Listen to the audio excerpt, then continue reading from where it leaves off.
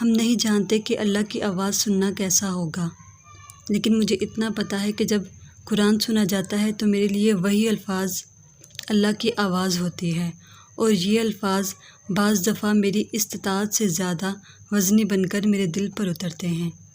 میرے لیے یہ قرآن اور اس سے جڑی ہر شے بابرکت ہے، کیونکہ یہ قرآن مجھے بتاتا ہے کہ اللہ کون ہے۔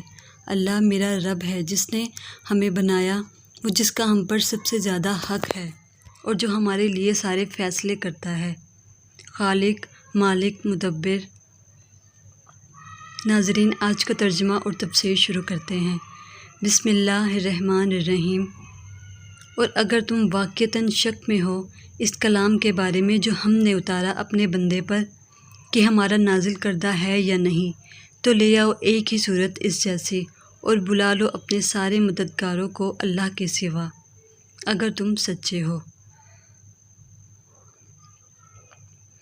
تعارف قرآن میں یہ بات تفصیل سے بیان کی گئی تھی کہ قرآن کریم میں 5 ایسے مقامات ہیں جہاں پر یہ چیلنج موجود ہے کہ اگر تمہارا خیال یہ ہے کہ یہ کلام محمد رسول اللہ صلی اللہ علیہ وآلہ وسلم کی اختراع ہے تو تم مقابلے میں ایسا ہی کلام پیش کرو۔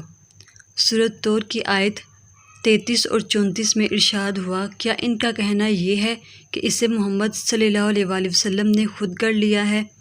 بلکہ حقیقت یہ ہے کہ یہ ماننے کو تیار ہی نہیں۔ پھر چاہیے کہ اسی طرح کا کوئی کلام پیش کریں اگر وہ سچے ہیں۔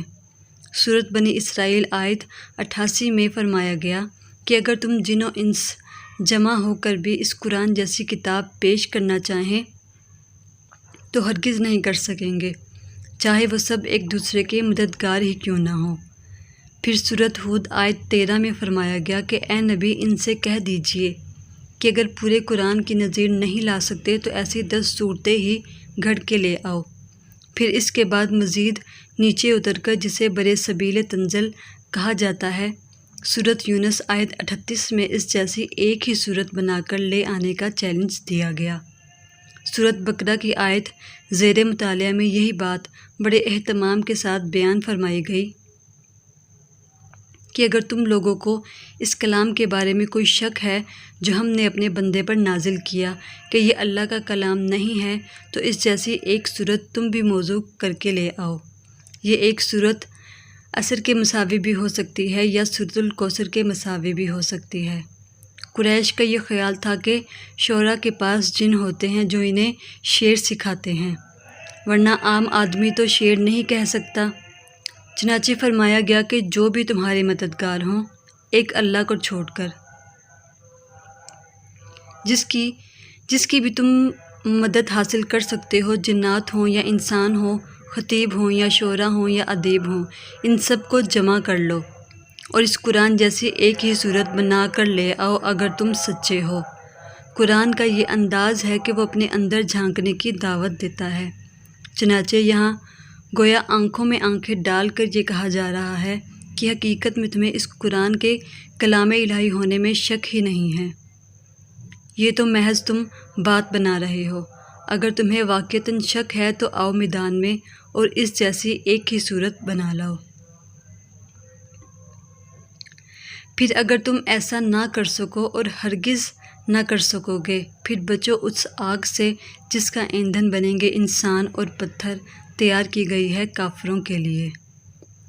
ذرا انداز دیکھیے کیسا چیلنج کا ہے، اور یہ چیلنج اللہ کے سوا کوئی نہیں دے سکتا۔ یہ انداز دنیا کی کسی کتاب کا نہیں، یہ دعویٰ صرف قرآن کا ہے۔ کیسا دو ٹوک انداز ہے۔ پھر اگر تم نہ کر پاؤ، اور تم ہرگز نہ کر پاؤ گے۔ جہنم کے ایندھن کے طور پر پتھروں کا ذکر خاص طور پر کیا گیا ہے۔ اس کے 2 امکانات ہیں، ایک تو یہ کہ آپ کو معلوم ہے پتھر کے کوئلے کی آگ عام لکڑی کے کوئلے کے مقابلے میں بڑی سخت ہوتی ہے، لہٰذا جہنم کی آگ بہت بڑے بڑے پتھروں سے دہکائی جائے گی۔ دوسرا یہ کہ مشرکین نے جو معبود تراش رکھے تھے وہ پتھر کے ہوتے تھے۔ مشرکین کو آگاہ کیا جا رہا ہے کہ تمہارے ساتھ تمہارے ان معبودوں کو بھی جہنم میں جھونک دیا جائے گا، تاکہ تمہاری حسرت کے اندر اضافہ ہو کہ یہ ہیں وہ معبودان باطل جن سے ہم دعائیں مانگا کرتے تھے، جن کے سامنے ہم ماتھے ٹیکتے تھے، جن کو چڑھاوے چڑھاتے تھے، یہ جہنم منکرین حق کے لیے تیار کی گئی ہے۔ اب یہاں گویا ایمان باللہ اور ایمان بالرسالت کے بعد ایمان بالآخرت کا ذکر آ گیا ہے۔ اور بشارت دے دیجئے اے نبی صلی اللہ علیہ وآلہ وسلم ان لوگوں کو جو ایمان لائے اور جنہوں نے نیک عمل کیے، کہ ان کے لیے ایسے باغات ہیں جن کے نیچے ندیاں بہتی ہوں گی۔ جب بھی انہیں دیا جائے گا وہاں کا کوئی پھل رزق کے طور پر، یعنی کھانے کے لیے، وہ کہیں گے یہ تو وہی ہے جو ہمیں پہلے بھی ملتا تھا، اور ان کو دیے جائیں گے پھل ایک صورت کے، اور ان کے لیے اس جنت میں نہایت پاک باز بیویاں ہوں گی اور وہ اس میں ہمیشہ رہیں گے۔ اس ترجمہ سے مراد یہ ہے کہ جن کے دامن میں ندیاں بہتی ہوں گی، اس لیے کہ فطری باغ عام طور پر ایسا ہوتا ہے جس میں ذرا اونچائی پر درخت لگے ہوئے ہیں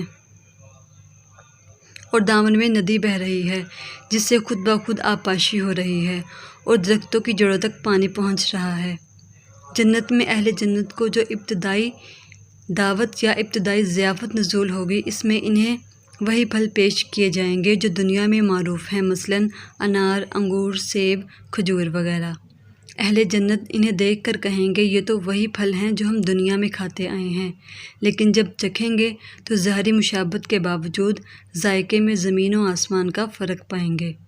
اور ایک مفہوم یہ بھی لیا گیا ہے کہ اہل جنت کو جنت میں بھی وہی پھل ملتے رہیں گے، لیکن ہر بار ان کا ذائقہ بدلتا رہے گا۔ ان کی شکل و صورت وہی رہے گی لیکن ذائقہ وہی نہیں رہے گا، لہٰذا یہ دنیا والا معاملہ نہیں ہوگا کہ ایک ہی شے کو کھاتے کھاتے انسان کی طبیعت بھر جاتی ہے۔ آخر میں دعا ہے کہ اللہ پاک ہم سب کے لیے آسانی عطا فرمائے اور ہم سب کو دوسروں کے کام آنے والا بنائے، آمین۔